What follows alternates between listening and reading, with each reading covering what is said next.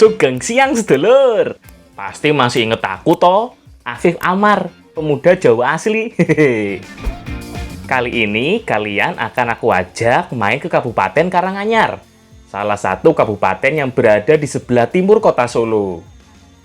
Aku lagi mau masak-masak di salah satu tempat yang ikonik banget loh. Ayo tebak, ada di mana bukit dengan 2 pohon beringin besar ini? Nah, bener. Namanya Jati Unggul di Desa Mojogedang, Karanganyar. Pemandangannya bagus banget toh. Sudah puas menikmati pemandangan? Ada yang tak kalah nikmat ini? Tapi tunggu dulu, aku mau masak yang enak-enak. Nah, jadi sekarang kita mau masak daun lombong ini untuk menjadi salah satu masakan, yaitu oplo-oplo. Namun sebelum kita masak, daun lombong ini harus kita remas dulu pakai air uyah atau air garam. Itu agar getahnya itu hilang dan gak gatel nantinya. Bagian dari lompong yang akan kita masak jadi oplok-oplok ini hanya bagian daunnya yo. Potong-potong dulu daunnya sampai jadi bagiannya lebih kecil.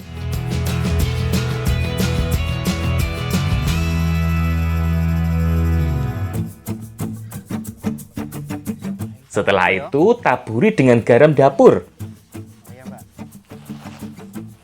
Kemudian remas-remas sampai getahnya keluar. Nah, getah iki yang bikin rasanya agak gatel. Oh iya, penggunaan garam tidak hanya menghilangkan gatal sebelum lompok dimasak aja. Kalau kamu terlanjur makan lompong yang gatal, bisa juga dihilangkan dengan kumur-kumur pakai air garam. Oplo-oplo adalah makanan tradisional dari Jawa yang menggunakan kuah dengan bumbu parutan kelapa. Nah, itu Mbak Vivi lagi parut kelapa yang banyak. Nah, selain menggunakan godong lompong sebagai bahan utamanya, ada juga tambahan irisan tempe. Kalau kamu suka bahan-bahan lain seperti terong atau labu siam juga bisa ditambahkan ya. Nah, wis rampung kabeh yo persiapan bahan-bahane. Yuk, Bu, ndang dimasak. Wis kroyok-kroyok ke wetengku. Pertama, tumis dulu bumbu halus, daun salam, dan bumbu-bumbu lainnya. Tunggu dulu sampai harum. Setelah itu baru masukkan irisan tempe. Biar meresap dulu bumbunya. Biar matang juga tempenya. Kalau sudah agak layu tempenya, baru masukkan remasan daun lompong tadi. Aduk-aduk lagi ya, dan masukkan parutan kelapanya. Jadi tumbuhan lompong ini sebenarnya bisa dimasak olahan apa aja. Nah, kali ini kita olah menjadi oplo-oplo. Nah, yang jadi ciri khas dari oplo-oplo ini yang bakal bikin gurih, yaitu parutan kelapanya dimasak langsung. Ditambah santan ya Bu nih, Bu.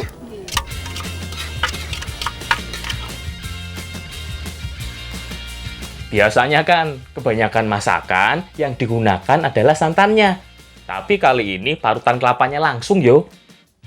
Sip. Tinggal tunggu sampai matang. Oh iya, penting banget loh. Kalau masak lompong harus bener-bener mateng. Biar efek gatalnya bener-bener hilang. Nah, wis mateng iki. Aduh, udah nggak sabar pengen nyobainnya. Rasanya gimana ya? Sekilas penampakannya kayak sayur lodeh yo. Karena ada sayurannya, ada bumbu kelapanya juga. Bedanya, kalau oplo-oplo bumbunya ditumis dulu. Rasanya enak ya. Gurih banget.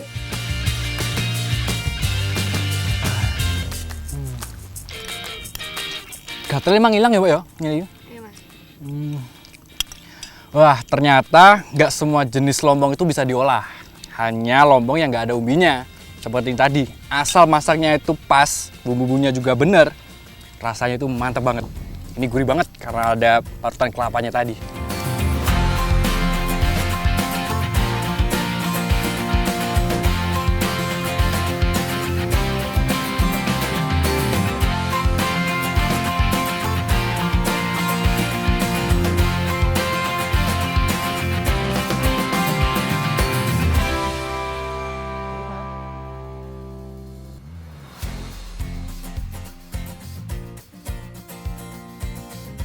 Oh iya, Ada banyak jenis lompong, tapi nggak semua jenis lompong bisa dikonsumsi.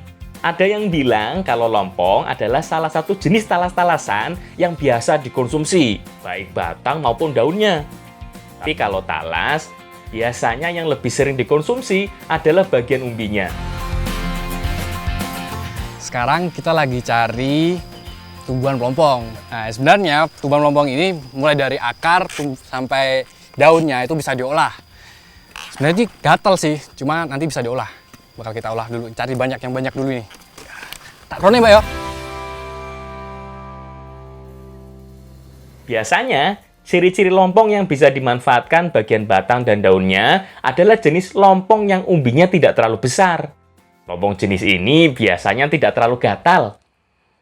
Oh iya, banyak yang menyamakan antara talas atau lompong dengan keladi. Itu loh, salah satu tanaman hias yang lagi hits. Padahal keduanya dari jenis yang berbeda ya. Apa terang nih?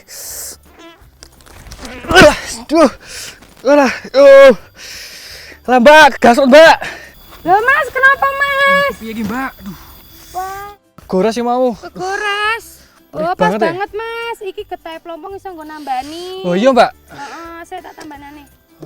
Ini Mas. Segini Mbak langsung Mbak. Perih banget tuh ini. Nah, ini yang sekarang tidak banyak orang tahu. Aduh, perih Mbak. Zaman dulu, sebelum berbagai jenis obat mudah didapat, obat untuk luka-luka ringan seperti ini didapat dengan memanfaatkan apa yang ada di sekitar, seperti getah lompong ini.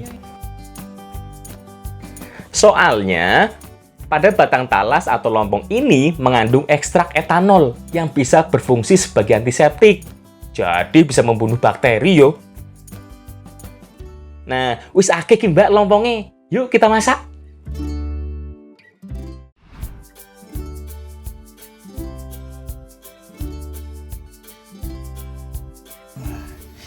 Dikupasirin ya Bu.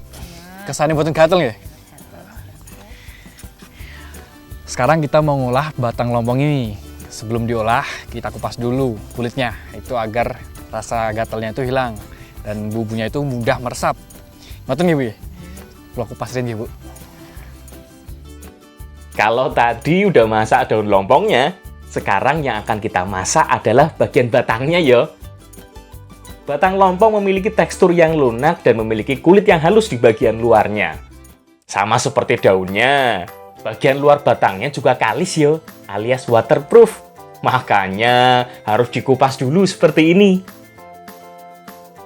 Kalau kulitnya masih ada terus langsung dimasak, yuk bumbu-bumbunya nggak bisa terserap.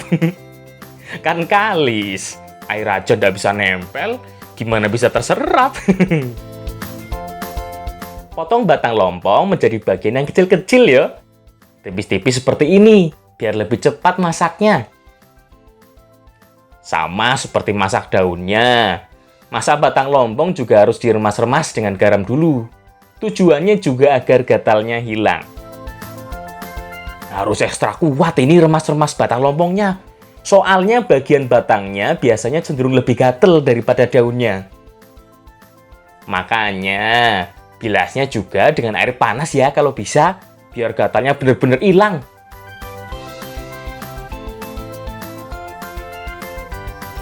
Batang lompong ini akan kita masak menjadi bumbu kuning. Mirip seperti gulai. Nanti dimasak juga dengan kuah santan. Bumbu halus yang digunakan sama juga dengan bumbu gulai. Tumis dulu semua bumbu-bumbunya. Kemudian masukkan irisan batang lompong yang sudah diremas-remas tadi. Nah, kalau udah diremes-remes kan banyak pori-pori yang terbuka. Jadi lebih mudah meresap yo bumbu-bumbunya. Setelah agak layu, baru masukkan santannya. Tinggal masak sampai empuk. Tapi harus terus diaduk-aduk yo, biar tetap kental santalnya. Jadi lebih gurih nanti saat matengnya. Aduh, wis gak sabar iki. Yuk Mbak Vivi, kita icip dulu lompong bumbu kuningnya. Belum Mbak rasanya? Ya coba. Enak, gurih. Nah, setelah saya cobain bumbu kuning dari lompong ini seger, rasanya gurih seperti gulai. Dan dari lompongnya sendiri itu mirip daging. Dia rasanya empuk gitu, kenyal. Nggak Mbak, ditelas nih Mbak. Nggak Bu, cobain Bu, nggak Mbak. Bener-bener kayak daging. Apalagi kalau sudah bener-bener empuk.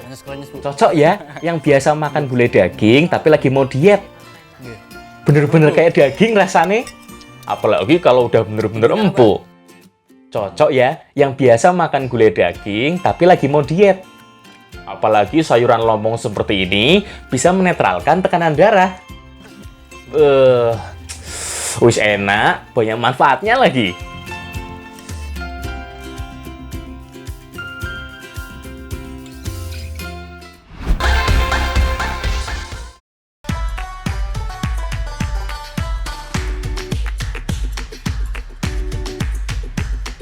Lur, geser sedikit yuk ke Dusun Trenggono Kidul, Gunung Kidul, Yogyakarta.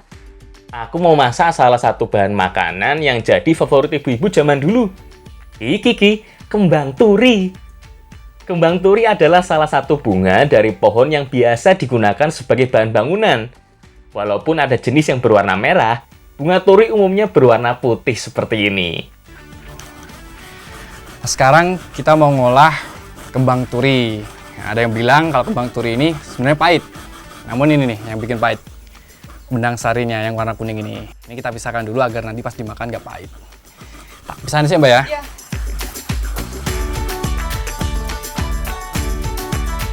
Jadi, bukan batang ataupun kelopak bunganya yo, tapi justru bagian benang sarinya.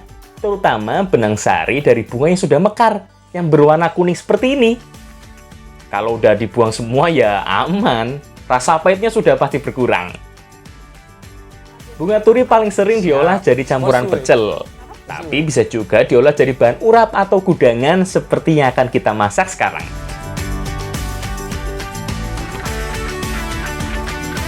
Kita siapkan sayur-sayur lainnya. Nanti kita tambah dengan ini, kenikir sama daun lembayung. Itu biar tambah seger ya Bu ya. Tak pedilan sih Bu ya. Mantul. Wah, bisa Bu.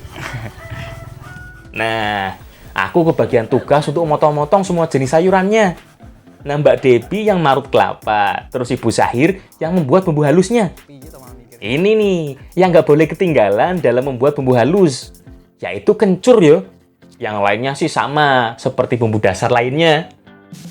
Sebenarnya, gudangan dan urap hampir sama, hanya beda penyebutan aja di beberapa daerah. Disebut gudangan karena biasanya disajikan dalam porsi besar alias segudang. Sip, kalau bumbu halusnya sudah siap, sekarang campurkan bumbu halus dengan parutan kelapanya. Nah, wis siap kabeh ki bahan-bahane. Yuk Mbak Devi, kita masak gudangan kembang turi nih. Sama seperti masak urap, semua jenis sayurannya direbus lebih dulu. Dimulai dari yang teksturnya lebih keras. Makanya daun kenikir dan lembayung yang dimasak lebih dulu. Soalnya butuh waktu lama biar kedua jenis sayur ini menjadi empuk. Nah, sambil nunggu daunnya empuk, aku mau masak bumbu parutan kelapanya dulu. Rebus campuran bumbu halus dan parutan kelapa ke dalam air yang sudah mendidih. Ayo, pasti kamu heran toh, bumbu gudangan kok direbus begini? Jadi tunggu sampai rada asat ya Mbak ya? Iya, sampai asap. Jadi ada beberapa cara untuk memasak bumbu gudangan. Biasanya itu ada yang dikukus, ada yang ditumis langsung. Nah, kalau di sini ini direbus sampai matang ini. Baru nanti dicampur dengan sayur-sayurnya. Jangan heran, emang banyak caranya. Karena lain ladang, lain ilalang, lain lubuk, lain pula ikannya. Pokoknya aduk-aduk terus yo, sampai airnya asat. Kalau udah surut semua, berarti bumbu gudangannya sudah matang. Mbak, itu minta tolong cek dulu daun kenikir dan lembayungnya. Kalau udah mau mateng, biar langsung masukkan kembang turinya. Soalnya kembang turi cuma butuh sebentar aja dimasaknya. Jangan lebih dari semenit yo, nanti overcook. Gaya ya aku, kayak saya beneran aja. Sip, langsung angkat semua. Kemudian hidangkan jadi satu. Gimana penampilannya? Menggoda toh? Yuk, Mbak, Ibu, monggo didahar. Wah, isinya enak Mbak. Oh iya, Ada yang bingung juga, apa perbedaan antara gudangan dengan terancam? Karena sama-sama menggunakan beberapa jenis sayuran, menggunakan bumbu kelapa juga. Nah, ini nih, bedanya kalau gudangan atau urap, sayurannya itu sudah matang karena direbus atau dikukus. Kalau terancam, semua jenis sayurannya dihidangkan dalam keadaan mentah. Jadi masih seger yo.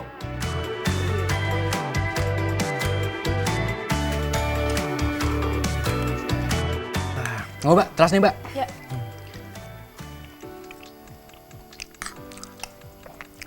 Wah, gudangan kembang turi ini emang bener-bener nikmat. Karena rasa pahitnya itu emang bener-bener hilang. Karena tadi udah dipisahin dari benang sarinya.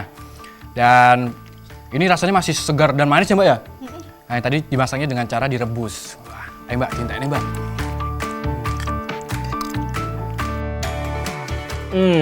Pokoknya enak tenang, enak epol.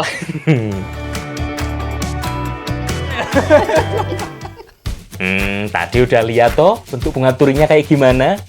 Kalau pohonnya udah pada pernah lihat belum? Nih, aku sama Mbak Debbie mau petik bunga turinya. Baru kita pengen Mbak ya. Sekarang kita lagi mau cari kembang turi atau bunga turi. Nah, biasanya hanya tumbuh 1 tahun sekali di pergantian musim dari kemarau ke penghujan. Sekarang tak penes ya Mbak ya. Wah, yuk.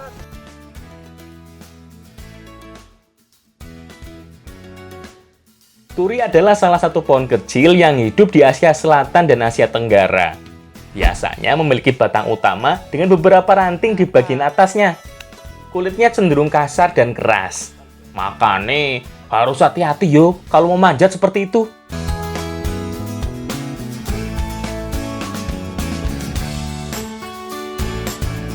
Selain dimanfaatkan kayunya sebagai kayu bakar atau bahan campuran kertas, di desa-desa kayu ini juga sering digunakan untuk bahan bangunan, terutama sebagai bagian dari atap untuk menggantikan bambu. Nah, bunga-bunga ini yang akan kita petik ya. Mbak Debbie, tangkap di bawah. Jangan sampai jatuh ke tanah. Pohon turi biasanya berbunga saat musim penghujan. Wah, jadi pas banget iki, lagi banyak.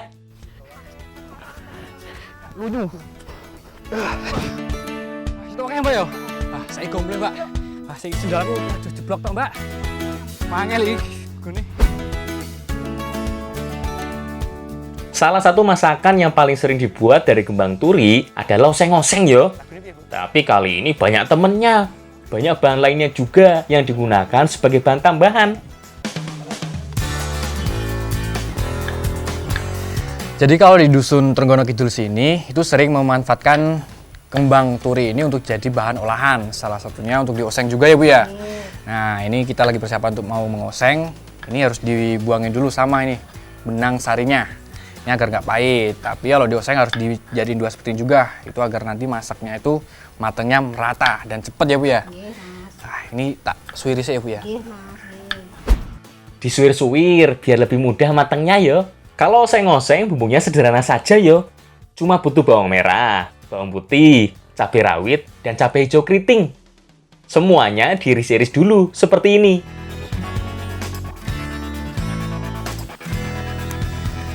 Jadi sebenarnya kalau mau masak oseng, kembang turinya ini aja udah cukup. Tapi juga bisa ditambahkan bahan-bahan lainnya. Itu ada pete, juga ada tempe semangit. Tapi yang bikin seger, ini tambahan daun sonya. Saiki oncok pete sing akeh Mbak. Kalau lagi dimasak Ibu ya? Banyak yo jadinya, lebih rame. Tambahan pete jelas nambah rasa dan aroma khasnya. Tempe semangit juga, aroma khasnya bikin menambah nafsu makan. Apalagi ikan teri goreng, jelas bikin lebih gurih. Walaupun bahan tambahannya sama-sama memiliki rasa dan aroma yang kuat, saat digabung nanti nggak saling mengalahkan kok, justru saling menguatkan. Tumis dulu semua bumbu irisnya, termasuk bawang merah, bawang putih, cabai, dan bumbu lainnya. Aduk-aduk sebentar sampai semua bumbunya matang. Yang tenanan Mas, pakai perasaan. Oh, nganggo perasaan mau baper Mbak. Kamu nggak baperan. Oh, iya. Setelah itu, masukkan dulu pete dan irisan tempe semangitnya. masa agak lama yo? Biar dua bahan ini agak matang dulu. Soalnya pete dan tempe semangit ini kan yang lebih keras teksturnya. Setelah hampir matang, baru masukkan gula, garam, dan air. Tunggu sampai mendidih airnya. Terakhir, masukkan daun so, bunga turi, dan ikan terinya. Nggak usah terlalu lama. Kalau udah layu, berarti udah matang dan siap disantap. Pedas gurih. Aduh, aromanya bener-bener wangi yo. Wah, setelah saya cobain, oseng kembang turi ini rasanya dia pedes, gurih. Untuk kembang turinya sendiri, itu teksturnya kayak jamur ya Mbak ya? Rasa pahitnya pun masih ada, tapi itu jadi ciri khasnya Mbak ya? Iya. Tapi nggak pahit, menyengat banget kok ya? Enggak. Nah, ini nikmat banget. Ayo Mbak, tinta nih. Ternyata makanan jadul tetap mantul. Enak epol.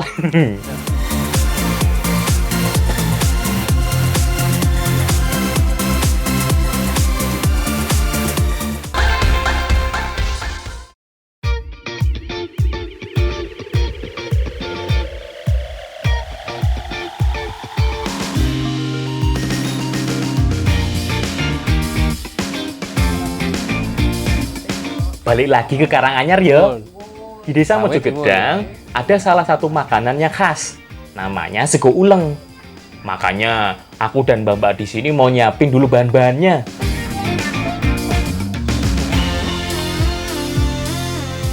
Kita ulain terus ya Mbak ya? Iya. Campur jadi tiwul ya Mbak? Iya.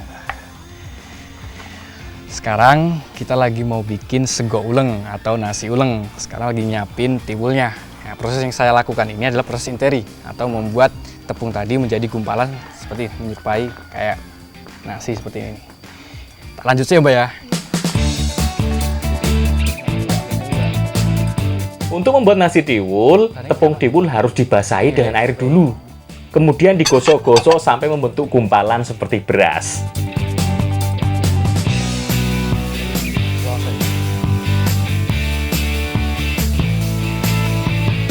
Kalau orang sini menyebut tahapan ini dengan interi ya. Kasih ya tiwul ini.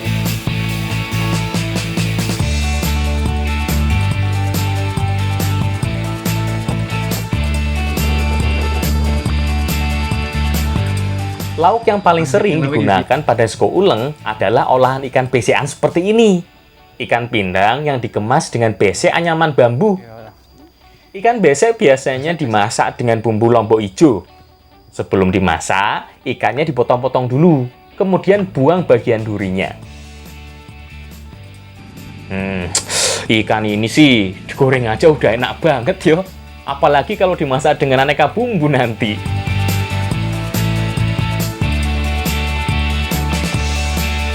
Ini siapnya Mbak ya? Bumbu yang digunakan adalah beberapa jenis cabai, mulai cabai rawit sampai cabai keriting hijau. Makin banyak cabai hijaunya, makin enak yo.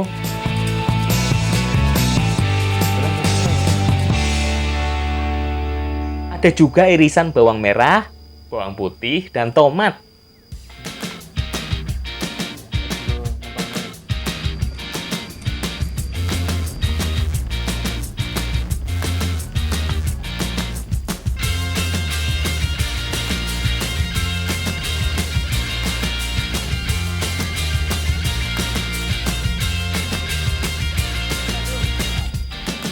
Mbak nyiapnya lawe ya Mbak?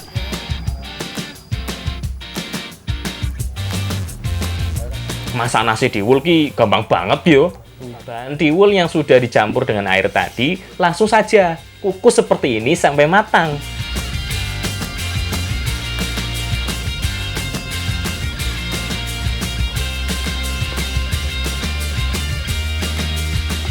Danten kemauan ya Bu? Jadi proses membasahi tiwul tadi itu mempunyai tujuan agar saat dikukus tiwul ini matangnya merata. Karena kalau kering matangnya kurang merata ya Bu ya. Nah ini kita kukus dulu ya. Bu.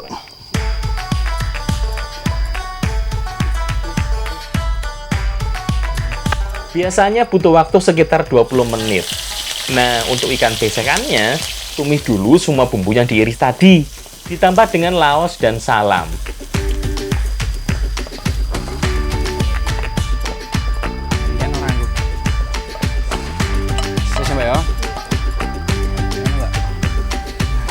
Mbak ya. Kemudian masukkan ikan beseknya. Oh iya, ada tambahan air yang cukup banyak loh. Ini Mbak ya, Pak. Jadi proses memasak besekan ini hampir sama dengan memasak empis-empis. Bedanya kalau empis-empis itu pakai santan. Tapi kalau besek ini langsung ditumis dengan bumbu-bumbu lainnya. Ayo Mbak, dudak terus sampai matang ya Mbak ya. Ini kok warnanya menarik Mbak, aku pengen dicicipi. Nah, ikannya wis mateng iki. Kita hidangkan dulu yo dengan bahan lainnya.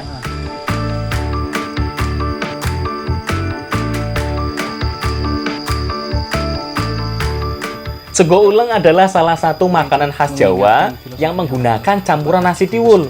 Kemudian dihidangkan dengan beberapa jenis sayur dan lauk.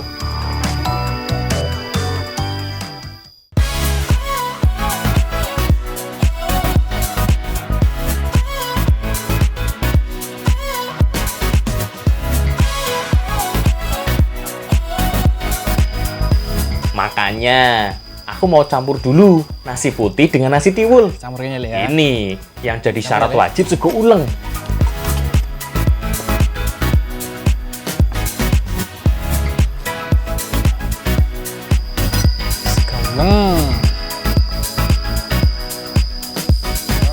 Dengan dihidangkan pakai daun jati, nasi uleng dicampur dengan urap, besekan ikan, gorengan, dan berbagai makanan lainnya. Ini. Nah, disambel. Pakai banget iki lauknya. Jadi bingung mau makan yang mana dulu ya. Monggo Bu, Pak, didahar. Selain sayur dan lauknya banyak, makan dengan daun jati seperti ini jadi kerasa lebih nikmat yo. Apalagi makannya dengan seluruh keluarga begini. Jadi sebenarnya sego uleng ini perpaduan antara nasi putih dengan nasi tiwul. Karena pada zaman dahulu itu mahalnya beras, jadi nggak semua orang itu bisa makan nasi putih. Nah kalau sekarang jadi cita rasa tersendiri karena tambahan nasi tiwul ini tadi. Monggo Pak Lek, dirahapi Lek. Sambel. Piye, penasaran toh? Bagaimana rasanya? Makan nih, jangan makan pizza terus. Sekali-kali mbok yo makan sego uleng begini. Mbak, ibune yo nambahne campuran.